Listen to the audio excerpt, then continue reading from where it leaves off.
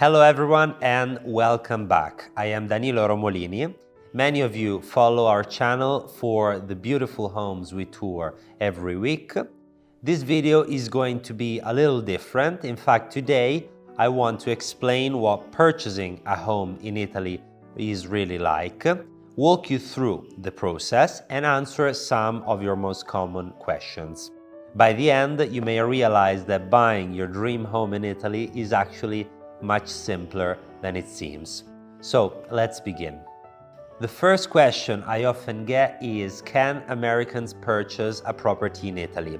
The answer is yes. Actually, over 95% of our buyers are foreigners. The procedure for purchasing a home in Italy is exactly the same for an American as it is for an Italian. The only preliminary step required is obtaining a codice fiscale, which is a fiscal code that is similar to a social security number in the US. As an agency, we assist our clients in obtaining their codice fiscale to make the process seamless. Let's speak about the steps involved in purchasing a home. Once a client has visited several homes and finds the one they love, the next step is to submit an offer.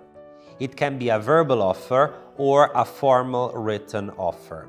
If the seller accepts the formal written offer, they commit not to sell the property to anyone else for a specified period of time. Before proceeding, our agency conducts a thorough investigation of the property title at the Catasto, which is the Italian Urban and Land Registry. We ensure that everything is in order before moving forward. Once the offer is accepted, the next step is the preliminary agreement of sale, which must be signed quickly since properties cannot stay off the market for too long. In this agreement, we find that it is a private contract between the buyer and the seller. It details the agreed price and Catasto information, and it requires the buyer to pay a deposit, which usually is 20 to 30% of the agreed price. It is drafted by a notary public and signed in front of him.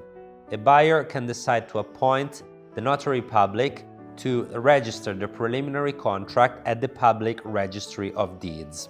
This registration will constitute an important guarantee for the buyer as it represents an actual title on the property.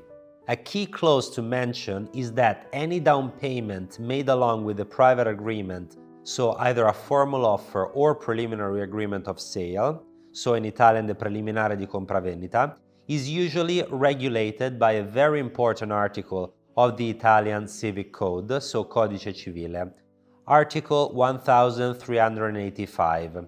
It says in fact that if the seller backs out, he must repay double the deposit, and if the buyer backs out, they lose their deposit. The final step of the transaction is the final purchasing deed, which in Italian is called atto di compravendita. This public contract is drafted by the notary public and signed in front of him. It is typically occurring 1 to 6 months after the preliminary agreement, but it can also be longer if necessary. This is the moment when the property keys are handed over to the buyer. The buyer takes full ownership and possession of the property, and the remaining balance is paid to the seller. Prior to the final signing, the notary makes a final check on the property title to make sure that there are no mortgages nor third-party rights. As soon as the deed has been signed, the notary ensures that everything is finalized, registers the deed in the tax office, and archives it at the public registry. One of the most common concerns is taxation and transaction fees. In Italy, property taxes, if the buyer is a private individual, are calculated based on the registry value, not on the purchase price. This registry value is generally much lower than the actual price, which can significantly reduce your tax burden. Property purchase tax, so in Italian imposta di registro, is payable through the notary on the date of completion to the Italian tax office. In the case of primary residence, so if the buyer plans to live in the home for at least 6 months plus 1 day per year, the tax is 2% of the registry value. In the case it is a second home, so for holiday or investment properties, the tax is 9% of the registry value. There are, however, some exceptions. First, if the property is registered as a luxury home, then even in case of primary residence, 2% is not applicable, but only 9% of the registry value is applicable. The second instance is if the seller is a company who applies VAT. In that case, instead of property purchase tax, the VAT to the seller shall be paid. VAT is calculated on the price, and it can be 4% in case of primary residence, 10% or 22% in case the property is registered as a luxury home. A special case is the transfer of company shares. Sometimes, in fact, a property can be sold by transferring the shares of the company that owns it. The transfer deed can be prepared by the notary public or even by an accountant. In addition to taxes, there are transaction fees. On the buyer side, it is calculated on the final sales price, and depending on the agency and the property, this fee can vary. The sellers are also responsible for a fee which is agreed upon in advance with their real estate agent. Taxes and the buyer's fee are paid directly at the notary during the final deed, while the seller's fee is deducted from the proceeds of the sale. Let's mention two of the main legal figures involved in the process. The first one is the notary, which in Italian we call notaio. He oversees the transaction and ensures the compliance.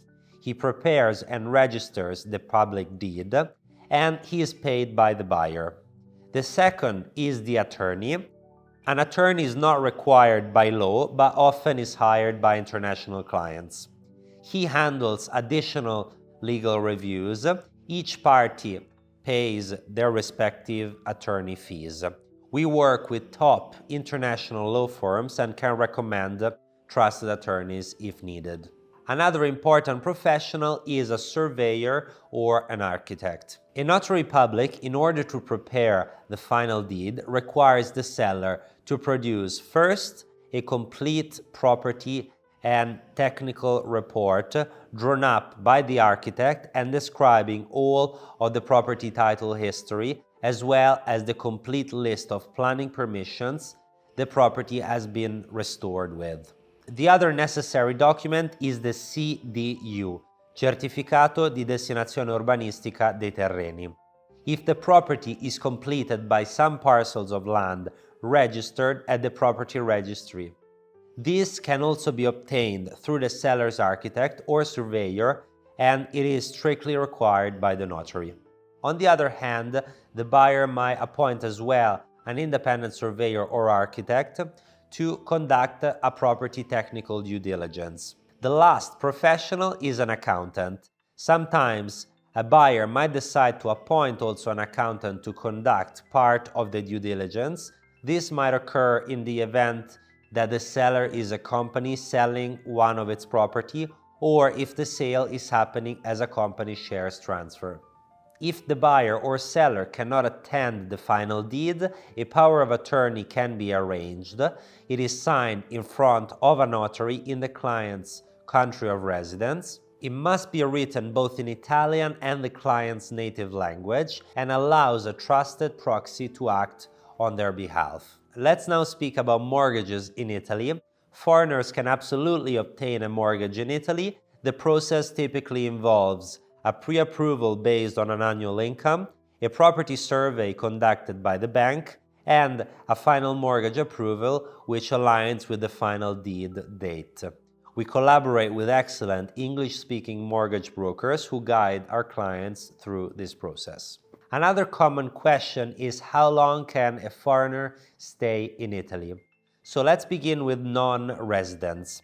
Foreigners from most countries, including the US, can stay in Italy for up to 90 days within a 180-day period without a visa under the Schengen Agreement.